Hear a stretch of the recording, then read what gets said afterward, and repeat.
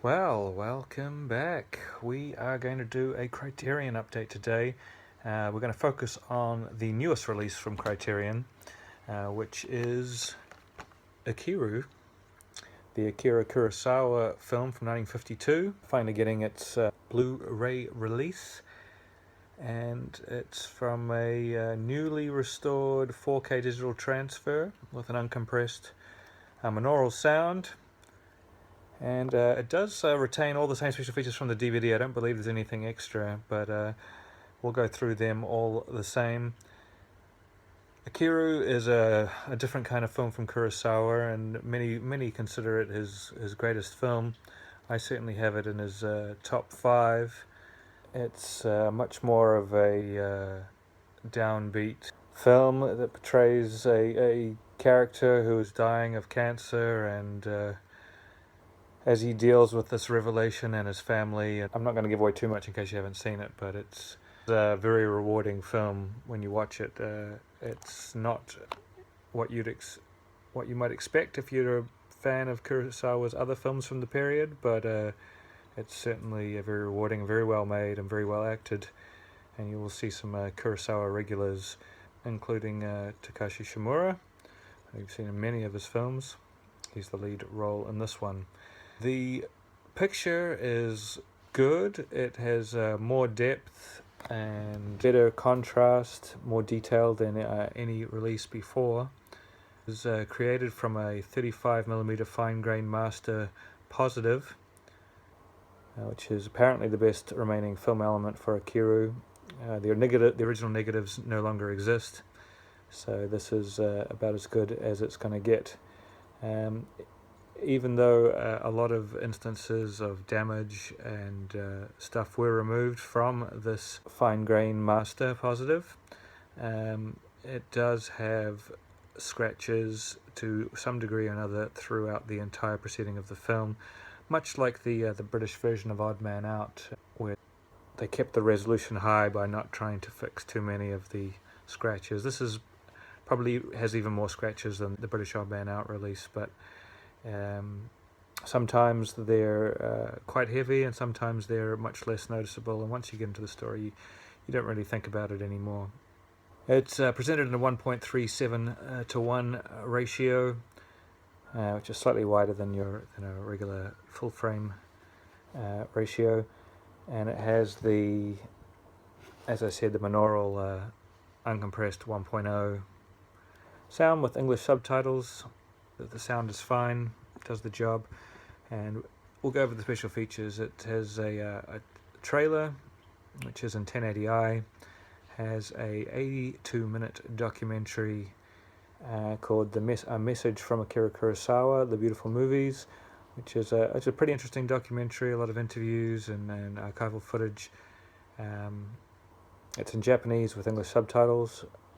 And then we have another documentary, Akira Kurosawa, It Is Wonderful Create, which is from the Toho Masterworks series, where they did a documentary portion or an episode on each Akira Kurosawa film. This one, of course, focuses on Ikiru. It's 42 minutes long in a 1080i presentation. And then we have an audio commentary from the author of The Warrior's Camera, the cinema of Akira Kurosawa.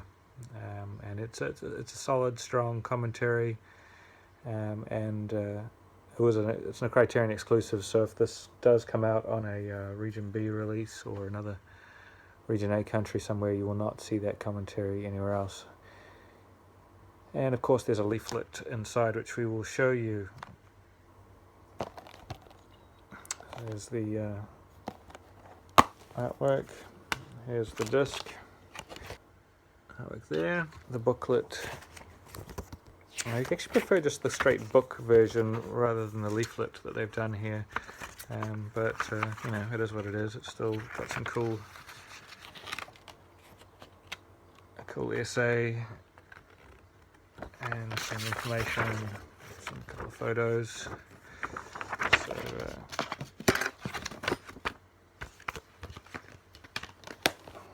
there we have it, Ikiru, a top shelf Akira Kurosawa film, one for any movie buffs collection. course, it's region A locked as it's a Criterion, but you should all have that region free player by now that I've been telling you need to get. And we'll move on to the other purchase. Since I was getting this one on the Amazon sale that they had on Criterions, I decided I'll pick up another one, which was even cheaper, which is F for Fake. F for Fake is a really interesting sort of film essay done by Orson Welles, part documentary, part stage storytelling, part something else. It's part very experimental, parts sort of tells three different stories throughout the film, interweaving back and forth, being together with illusion being a key point. Some of the key story points are of a renowned art forger and his equally devious biographer, Clifford Irving, who also put out a fake biography of Howard Hughes, which they discuss here as well, which is quite an interesting subject that I've seen in some other documentaries and films. It's a very interesting film, and one that I like, but I may not have picked up if A, I hadn't been able to get this on special, and B, the special features were not as amazing as they are. It is such a good collection of special features, really make it worth the price alone on these special features. So we'll go through those first. We have an introduction by Peter Bogdanovich, who was a friend of Orson Welles and loves to talk about Orson Welles.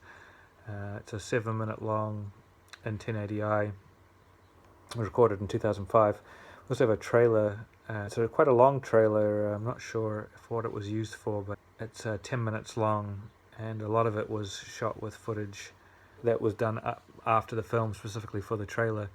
Apparently this trailer was rejected by the film's American distributor, so that's in 1080i also. We have a feature called Tomorrow, which is an episode of Tom Snyder's talk show Tomorrow, and which Orson Welles discusses the difficult production history of F for Fake, and amongst many other things, including Citizen Kane. The original episode was broadcast in 1975. It's in English, and it's 45 minutes long in 1080i.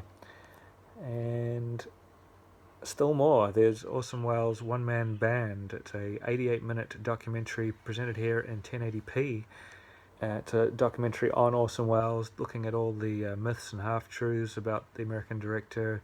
It features archival clips and stuff filmed by Orson Welles over the years, as well as original content. It does have English and German dialogue, but has English subtitles where necessary. And it's quite a special documentary. And then there's another documentary, another almost full-length one, 52 minutes, which is in 1080i, called Almost True, The Noble Art of Forgery. This documentary looks at the mythical work of the art forger that's in the F for Fake film. It includes interviews, and it was made in 1997, so fairly recently. And then there's a 60 minutes interview with Clifford Irving, who I discussed before, was the notorious fake autobiographer of Howard Hughes. So it's from 2000. It's 9 minutes long in 1080i. And the Howard Hughes press conference, which I've not watched on this disc, but I have seen it before on other documentaries. Audio clips from the press conference conducted by telephone, in which Howard Hughes addresses the authenticity of the Clifford Irving autobiography, which is 20 minutes long. And then we have an audio commentary with Orson Welles' partner, I can't pronounce his name, but I think it's Oja Kodar, and cinematographer Gary Graver. That initially, this is the same commentary that appeared on Criterion's F for Fake DVD, and it was recorded in 2004 and 5.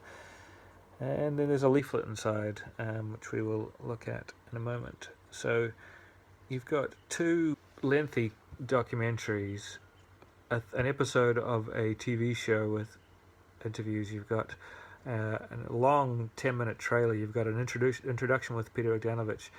You've got a Howard Hughes press conference. You've got a 60 minutes portion. You've got an audio commentary. This is stacked.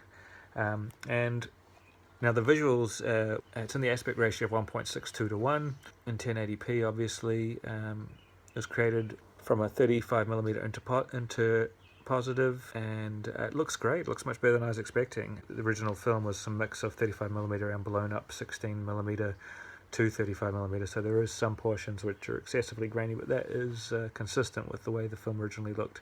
So yeah, no doubt that this is good, as well as the monaural 1.0 audio here, which I believe is uncompressed.